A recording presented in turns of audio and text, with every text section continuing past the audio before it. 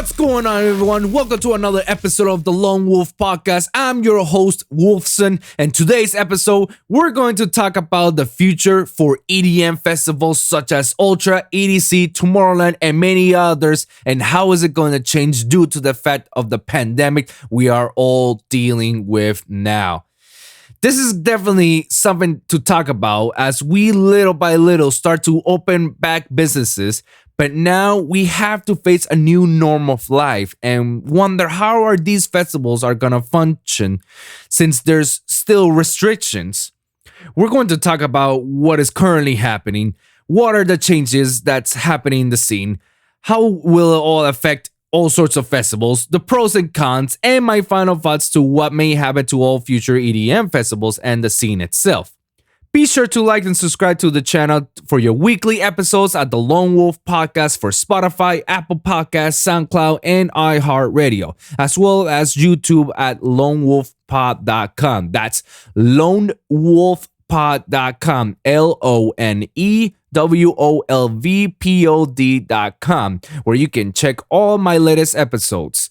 Soon enough, everybody's going to see my pretty little face on YouTube, so you can also follow me at any of my social medias for updates at Wolfson Music. Now, without further ado, let's get started. This is the Lone Wolv Podcast.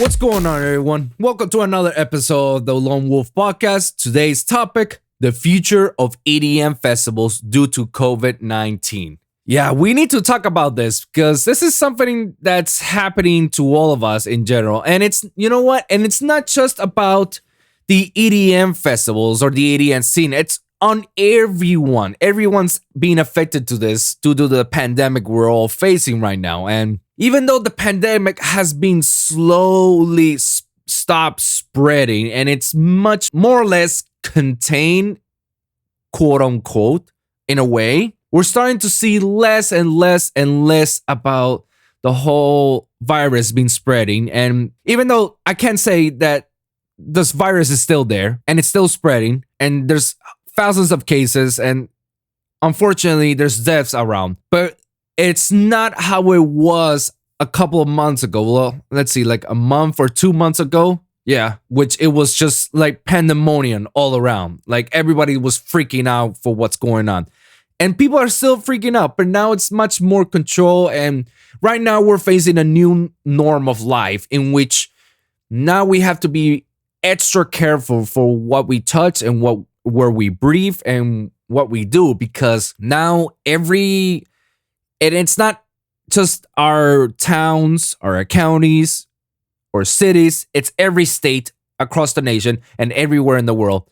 Everybody's now to be required to wear gloves and mask. Not so much on the gloves because people will always have, hand sanitizers or stuff to wash their hands with it. But everybody's definitely pushing forward, emphasizing on the mask. Like everybody's on making everybody wear masks. Every groceries, every restaurants, like, yeah. And we're still facing with that. So even though it's affecting all sorts of businesses, it is greatly affecting the EDM scene, especially on all the festivals and the shows and the events that they usually run up every year. Like usually May, there's like 5 different festivals on May, huge ones. I know it's EDC.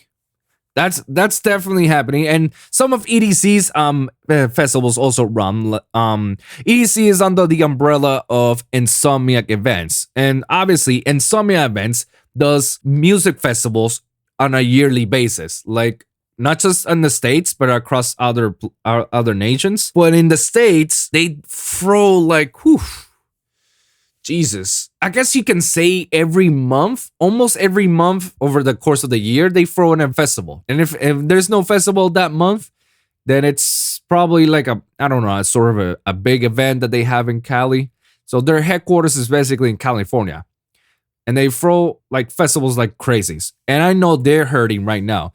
But the cool thing about Insomniac is that they're actually adapting to the situation. And once Insomniac started to adapt the situation, start figuring out ways of how to do this, every other festival or every other new festival that's coming up are following their trend. So we're gonna talk about this. We're also gonna talk about some of these festivals that they had to be canceled due to the pandemic that happened. We're gonna talk about some of these other festivals that they refuse to give refunds because according to them, it's under the refund policy, like no refunds. All sales are final, which is kind of shitty.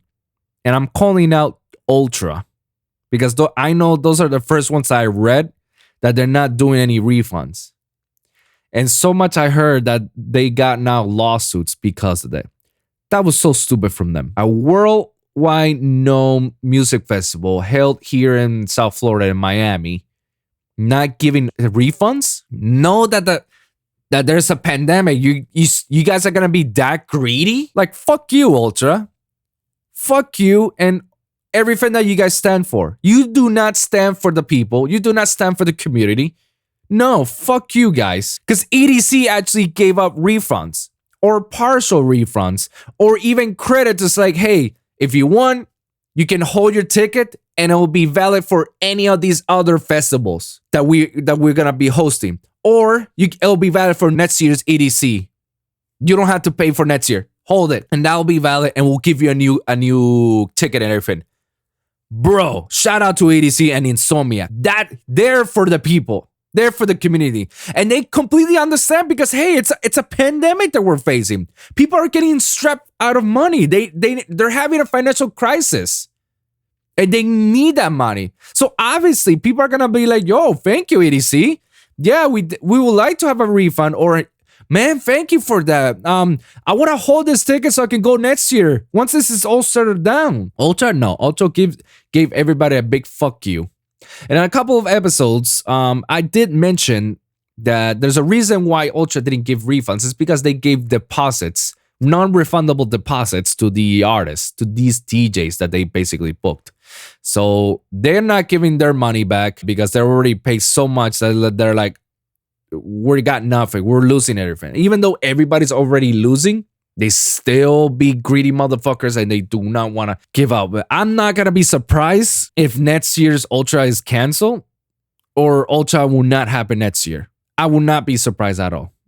I don't think it may happen that extreme, but I wouldn't be shocked at all that, oh, no Ultra this year. Well, okay. Because we already know what happened. I would not be surprised if Ultra will not have enough lineup for next year's. And I won't be surprised if people will go to Ultra because the way how everybody literally affected. I mean, Ultra has like a huge attendances of how much again? Like more than 10,000? I don't know what it's. I'm spitballing a number right now, but I know it's a huge attendance. I think it's like 25,000, something like that. I don't know. Maybe it's less than 20. Or maybe more. I could be wrong. I know Ultra is pretty huge and everybody goes to Ultra more than any other festival except EDC Vegas. Vegas is like the biggest one. Anyways, I know for a fact that a lot of people go and none of those people get a refund. Imagine 20,000 people did not get a refund. You honestly believe that those 20,000 people are all be stupid enough to like, all right, I'm going to go to Ultra next year? Hell no. People waste, in this case, yeah, they wasted because they didn't get the refund and they didn't show up and they didn't go. People wasted like over $300 for these tickets and nope, they're not allowed to come. No refunds. Some of them waste thousands of dollars. I kid you not. And no refunds out of it. I don't know if they gave a partial refund. If somebody in the comments down, let me know if they actually did and I can retract what I'm saying. But as far as my understanding, they have that shitty refund policy in which all sales are final, and somehow they managed to cover it because like even on pandemics, and it's like wow, I understand the rain or no shine it still goes on or something like that. It's like I understand that. I didn't know that they actually managed to cover the pandemic. That's greedy for them. Greedy for them. They're getting lawsuits regardless. And they're going to expect a huge loss next year. That's a guaranteed fact that's going to happen. They should have done the Insomnia route. And I'm pretty sure some people, some actually big festivals like the people for Tomorrowland and others have followed that food, because they don't want to be they want to please their customers. They want them to come back. They don't want to piss them off like Ultra did. And that's what's currently happening right now. And other things that's currently happening right now is that, like I said earlier in my statement, Insomniac is adapting to what's happening right now. They're pretty smart because, again, earlier, they're adapting and everybody's following them through. Because what they're doing right now is like, oh shit, man. We don't got festivals. We can't do anything. What can we do? Because we want to please the people. We don't want them to feel shitty. We're not right now facing a shitty moment in which everybody's stuck in their house. They can't go out and everything. They're all isolated or quarantined, whatnot. And people are getting depressed, other shit. Like, what can we do? When Insomniac did, which was so smart of them, is that we're going to do a virtual festival. Virtual festival, which means Insomniac's gonna pick up like whichever DJ that's in the California area, because it all happened in California and that's their headquarters, but they pick up some of the hottest DJs that they know they live in Cali, like Company, Modestep, and some of these house guys as well, and tech house guys, and I forgot which ones. It was quite a lineup. And they all perform. They like Pascal Rotella, like, dude, shout out to you. You're a freaking genius. He basically, I don't know whether he actually rent out a room or warehouse or something in which he set up all the lights, all the visuals, and have one small DJ station. And one by one, DJs come up, do an hour set or 50 minutes or something like that, and one by one. And he put it out on YouTube Live, on Facebook Live, on whichever stream that you look for live stuff or whatnot, bro. He put it out. People were happy as fuck for free. Let me repeat that. For free. You're watching one of your favorite DJs doing a nasty set for free on live stream, full set, and you're hearing it on the comforts of your own home. Mind blown. I kid you not. It is mind blowing because obviously you're all listening to your music and you just want to be on a festival because you're a festival goer. You want to be there. You want to be part of the experience and whatnot. Well, it's okay. Pascal got your back. Let's put all the DJs and Ben, let's put it in the living room.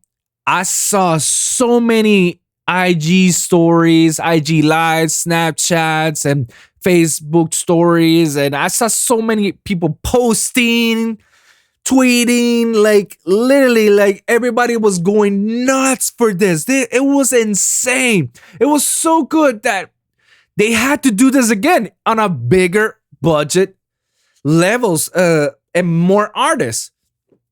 They had to do it a second time because it was a success. It was literally 2 or 3 days. They had to do it again. But they did it again once the laws are a little bit much more flexible, in which we can allow more than 10 people on our place, and that we can, there's not that many travel restrictions, because some of these DJs must have travel for certain areas in the States to go to Cali so they can actually perform there, because the next one was a bigger lineup. And Disciple Records did their own show on the Bass Rush, which is owned by Insomniac, and they basically put all the Disciple people that are in Cali and they performed there. It was insane. And everybody started to go follow up that trend, that whole DJ live stream trend. Like everybody started to go, like Martin Garrix started to go DJing for free on a live stream platform on Facebook, and he was DJing on a yacht.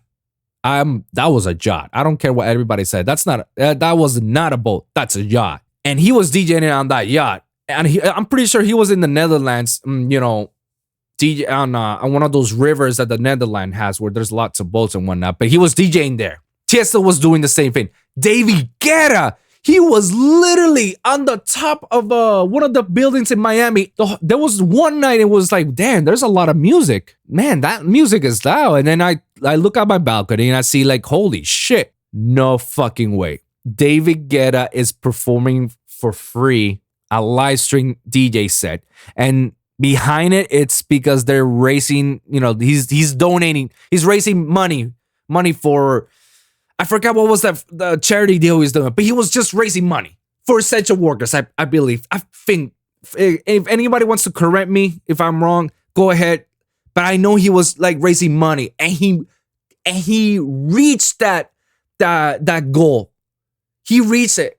There were people outside their balconies with their flags, with whatever they got, happy as fuck and shit. Everybody was having a good time. David Guetta killed it. And he did it again not so long ago in New York. A lot of these DJs are doing their live streams. Like, as soon as Insomnia started to do something, everybody started to do a trend and follow that trend. And then now all these DJs are like DJing for free, which just sucks. But I'm pretty sure Pascal paid for those DJs to come over. I'm pretty sure not their full quota, because it's like, there's not that many people that he can purchase, and he doesn't have that much money that, can pay your full quota. But I'm pretty sure like at least half, or some of these DJs probably didn't get paid, and they're just like, man, fuck it, I just want to DJ and whatnot. I don't know how it worked. I don't know what happened behind the scenes, but hey, kudos for all of you guys, man. And I kid you not, that's a game changer. Is it for the good? Maybe, but there's definitely gonna be some backlash. No, backlash is not the word. There's gonna be some downsides to that. Because yes, while it's really effective right now to do these virtual festivals, as they want to call it, it's dope. It's awesome. Side note, Travis Scott, I heard that Travis Scott did a full hour set of him singing on Fortnite. And everybody went on Fortnite to see him perform. And they say that Travis Scott performance was like insane, because he came out of nowhere on an avatar, on a huge avatar, and then starts singing and rapping. And I was like, damn, that has to be sick. Before that, Disciple Records actually did that in that virtual thing by going on Minecraft. They did a Minecraft festival in which people log into their Minecraft accounts, and they just basically DJ in the Minecraft. Like, you see the little avatars of Minecraft, and the visuals was just insane. Like, people are this again, game changer. People are getting creative of how to put music out there. But like I said before, is dope right now. Now, will it last? I don't think so. This is definitely only a temporary solution. And it's definitely going to be a looking forward temporary solution for anything that happens. Like, if we face another pandemic or hurricanes or whatnot, then we can actually post it on live stream. Definitely. Now the option is right there. But it's only a temporary solution. But there's also a downside to that. And the downside is, why do I need to go to these festivals now if I can just watch it on the comforts of my bedroom? And that's not good, because now why should I spend $100 to $300 on a festival ticket when I can actually watch it on the comforts of my home? And people are gonna demand it. That's the thing that these guys don't realize. Like, people are gonna demand of having, if the festivals come back again, if I'm saying if and when, because I don't think it's gonna happen anytime soon, but if and when they do come back, people are gonna demand about, like, yo, can you post this online? And you know what? Some of these festivals, I have to do it. They have to post it online on the live streams, because some people may be fortunate to go to a festival, but many others will not be so fortunate, and they won't be able to go because they don't have the money because of the pandemic that we're facing, that we're having a financial crisis. We don't got enough money to go there. Or people actually do not want to risk themselves of going to a festival when they know that a festival, festival is like thousands of people around. You're getting a high risk chance of probably be getting the virus spread out. It's a risky chance, but it may happen, So that's another thing I want to talk about. What's going to happen to these festivals now? They have, by law, they have to follow the rules and regulations. And obviously, one of the first things they're going to say is like, yeah, we're going to make sure everybody's wearing a mask. And we're going to make sure everybody's wearing protective gear or protective gloves or stuff like that. But if you ever gone to these festivals like me or work for these festivals, you know that that's going to be the most impossible subject to do, especially the social distancing.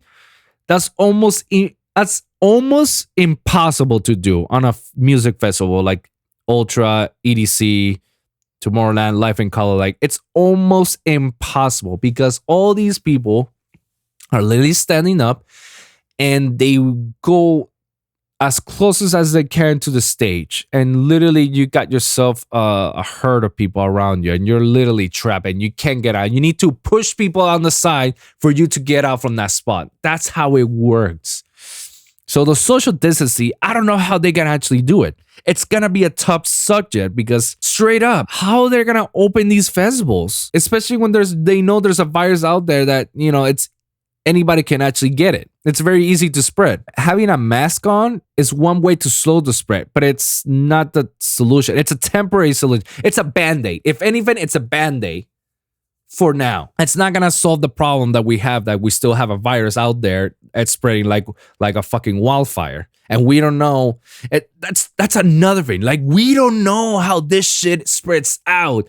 So how the fuck are we going to have these festivals open? How are they going to continue to function for the foreseeable future? So it might come out to the way that maybe we're not going to be seeing a music festival anytime soon. And if we're lucky, maybe 2021, next year. If we're lucky.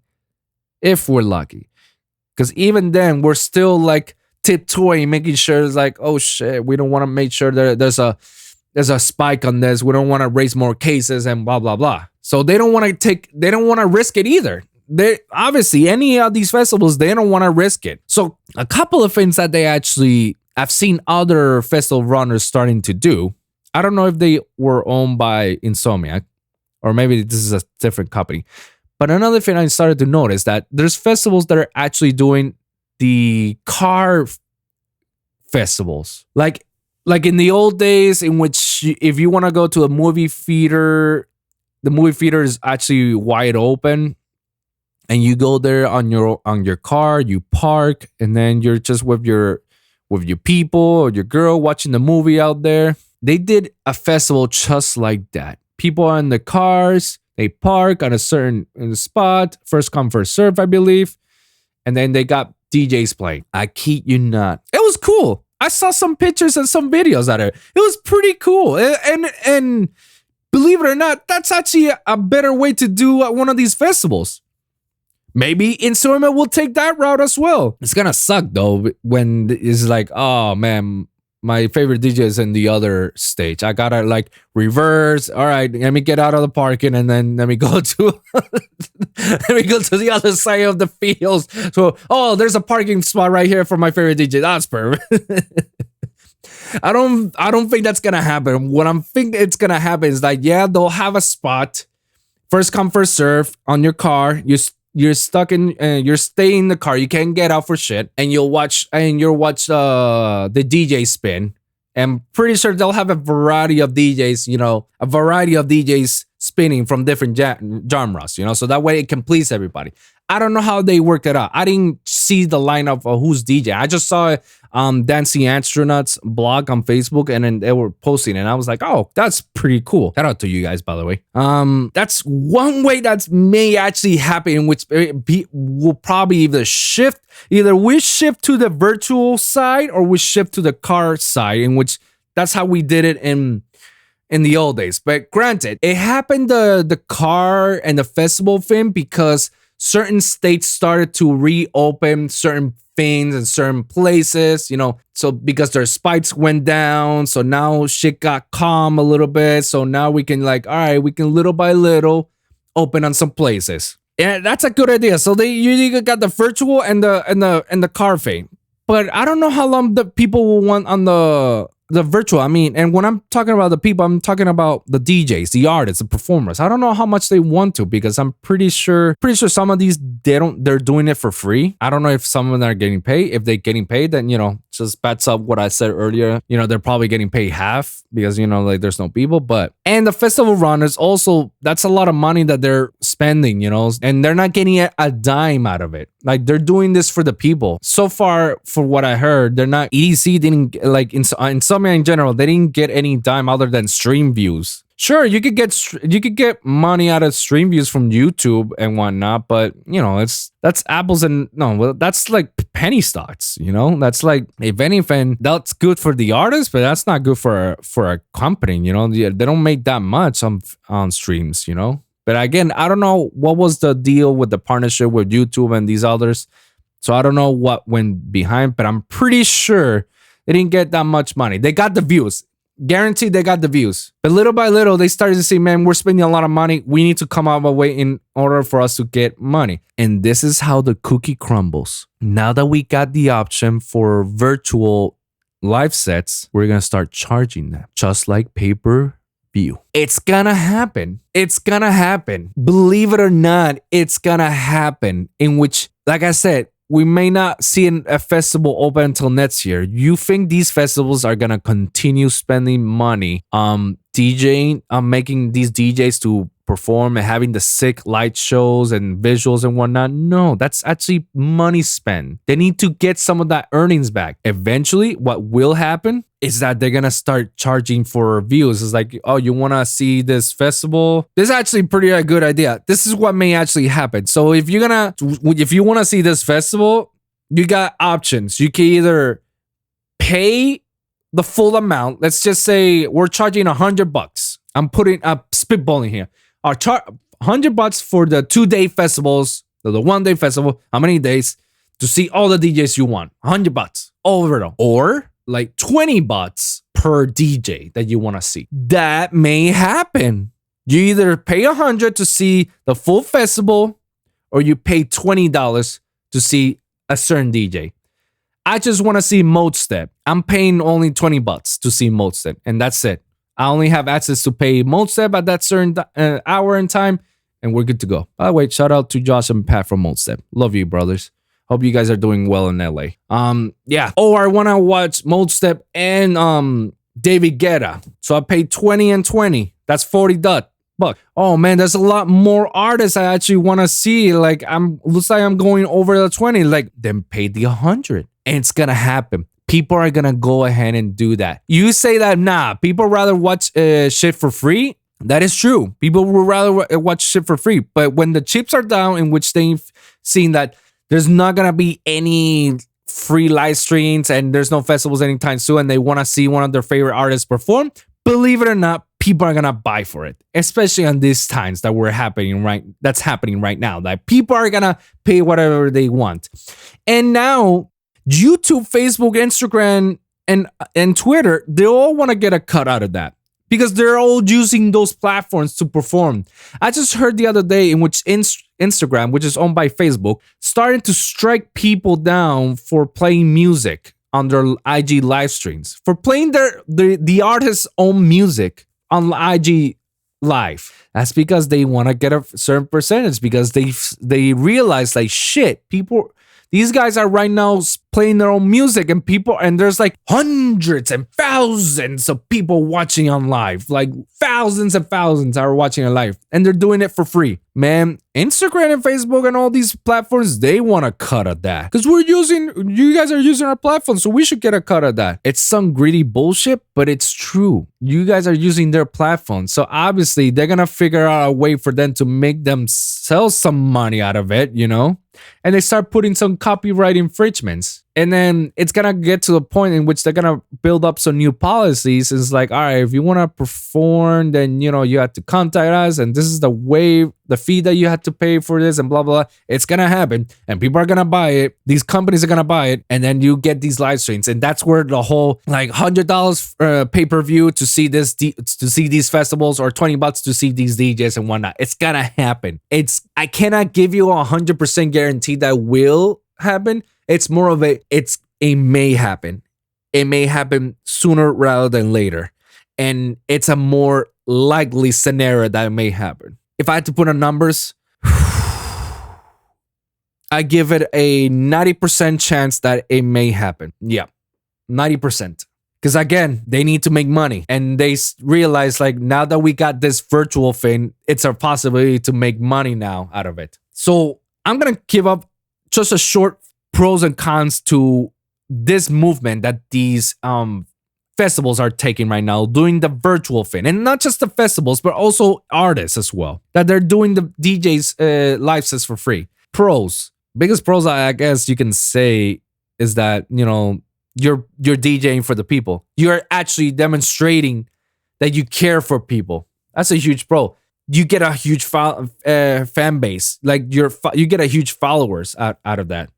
I guess like you started to play more sets. These guys get a little bit more popularity on the streams and whatnot, and then people will be demanding. Yeah, people will be demanding a lot more.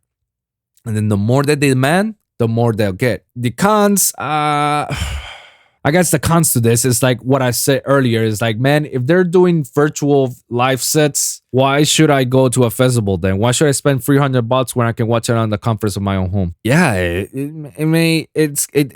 could happen. It's gonna potentially happen, and people are gonna have that mindset because now people are like already comfortable. Granted, I'm not saying everyone. There's definitely gonna be people in which I want to get the fuck out of here. I want to go out somewhere. I'm done in staying here quarantine. I want to go out and do stuff. There's still gonna be people paying whatever the money amount for the festival experience. That's never gonna die. Granted, but you're definitely gonna see a lot of people are not attending to any of these festivals. You're going to see a lot of people not attending to these festivals due to the financial crisis that we're facing right now, and the comfortability of doing it in the comforts of your home. Another con is that if these festivals continue to do these virtual things and they do the pay-per-view thing style, what may happen is that people are going to go to my buddy's house and they're gonna, split the money from my buddy's house and use it from there. Believe it or not, that's something that's gonna happen. Even though social distancing, but some people are really ignoring this shit. And even though you should not ignore social distancing, and you should always, have mask wear and all that stuff. I don't know. I don't really have that much pros and cons about this. I mean, there's the pro to all this is, like, this is how you stop spreading the disease itself, like this virus, not the disease, virus. You stop slowing the spread, and you're still keeping yourself afloat in business, But again, the cons, it just goes to that. And how many people would rather, save that money and watch it on the comforts of their own home, I'm going to wrap this up, guys, because it's definitely something to talk about. But there's not much to discuss about it other than the fact that, this actually are the stuff that's happening right now, and we can't do much about this because of the pandemic we're facing. So what may actually happen to the EDM scene right now is that they're probably going to shift priorities into do everything in the virtual scene now. It's going to be now everything's going to be virtually. And as far as festivals and shows and whatnot, everybody's going to take a huge loss of money. I mean, everybody's already are, but it's going to impact so badly that not only the festivals are losing money, but also your favorite artists are losing money. Like, their source of income was to DJ 3 times a weekend, 3 times at best. Every weekend they DJ 3 times as tops. Some others DJ more than others, but it's a huge impact that's gonna face into all these DJ and producers, because some of the more established artists, like your Kill the Noise, your Skrilletzes, your Zomboys, and your David Guettas and Tiestos, and some of these big well-known artists, they're fine for now. They're fine because they potentially earn millions of dollars, hundreds of thousands to up to millions of dollars. They're fine. They can last this long. But anybody who's not as big as those guys, they're struggling right now. Right? I feel bad because some of these are my homies as well, And right now they're doing anything in their power just to earn a quick buck, so that way they won't hurt as much as they're hurting right now. I'm seeing a lot of these bass artists. Kudos for every bass artist out there. I can't name them all of you guys because I know there's a bunch, but kudos for these bass artists. You know what? I'm gonna name these few because at least these are my homies and these are the ones that I know. I see them all the time. Shout out to Nitty Gritty, who's always out there acting proactive, and he's doing a lot of stuff with the community. And he's starting to do like little post stuff on Twitter and Instagram, to keep the morale out there. Getting people to interact to see what can we do and stuff right now. Shout out to Odd Prophet, Samplifier, and oh my God, Adson, Chrism Child for doing private lessons, private classes. Our Prophet, he's doing private lessons. So if you want to hit him up, hit him up. And he's also selling sample packs and serum patches for anybody who wants them. He's like, yo, like I got some serum patches for you guys. It's not much, but just to help me out, first people who buys them gets a 10% discount, but support the cause. And hey, man, I get you guys. At least you're giving out something in return. And you're also doing private tutoring lessons or private lessons in general. Adair's doing it. Companies doing it. A bunch of people I'm seeing that they're struggling right now. And I feel bad. It sucks, because their major income was literally DJ on these festivals. And right now that's being cut off. So the artists are being affected in the scene hugely. No festivals, no artists. No money comes out around. And right now, that's what's happening right now. Some of these guys are probably going to start doing like second jobs or third jobs. Like their main job was to make music and DJ and whatnot. Now they're actually facing the music and they need to start going like Ubering or Lyft or stuff like that, just to make a quick buck. Private tutoring lessons for up and comers and whatnot. It's sad, but they're giving something out as well. So they're not just doing like nothing and just like these house DJs that was like, oh, can you donate some money for my tour managers? Like, no. At least these people are actually out there. It's like, yo, I can give you a private lesson, you and me, one-on-one. And you can sound, or you can be even bigger than me, That's very admirable. Not everybody does that a lot. So shout out to all these guys. And those are the guys I mentioned because those are my homies and I see them all the time on Facebook and Instagram and whatnot. And I talk to them all the time about that. And, but there's more. There's a whole lot more. In fact, guys, I highly recommend. I know money is an issue, but if you guys want to talk to some of these guys, I suggest you go to the Fire program. It's like a online school settings in which you can meet all these big well-known bass artists and house artists, and you can do private lessons with them. The Fire Starter program, man.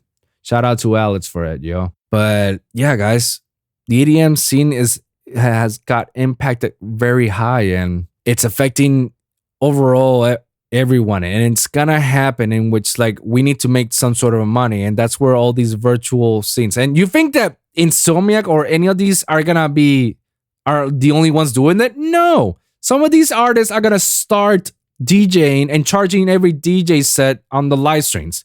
Like, oh, you want to check my live stream? $2, guarantee it's gonna happen that they're gonna start charging money for their DJ sets, because they're DJing for free right now, but eventually they need to make some cheddar, and it's gonna happen. That whole pay-per-view style of reality for these festivals and DJs and shows and whatnot, because social distancing is almost impossible to be on these festivals. So I don't know how it's gonna happen. I don't know how it's gonna happen, but I know we're not gonna see a festival until next year, if we're lucky until next year. And that whole car drive-through festival, that's a brilliant idea. I'm pretty sure that's the only plausible way to do a festival. I don't know any other way to do it. So we're gonna wrap this up, guys. If you guys got some comments about it, if you guys got some questions, please comment down below. Hit me up on any of my social medias. Let me hear you guys out. What you guys think about this? What are your thoughts? What do you think is gonna happen to the EDM scene? What's gonna happen to these EDM festivals? And what's gonna happen to all these artists? And remember, whatever is happening to them, it's also impacted on the entire entertainment industry itself. So it's not just them.